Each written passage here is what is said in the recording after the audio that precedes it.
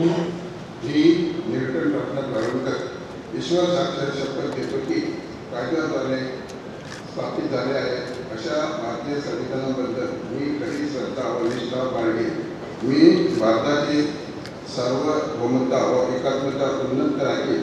मी गोवा राज्याचा मंत्री म्हणून माझी कामे निष्ठापूर्वक व शुद्ध बुद्धीने पार पाडेल आणि संविधान व कायद्यानुसार सर्व तऱ्हेच्या लोकांना मी निर्भयपणे व निष्पृष्टपणे तसेच कोणाच्याही विषयी ममता भाव किंवा आकस न बाळगता न्याय वागणूक देईल.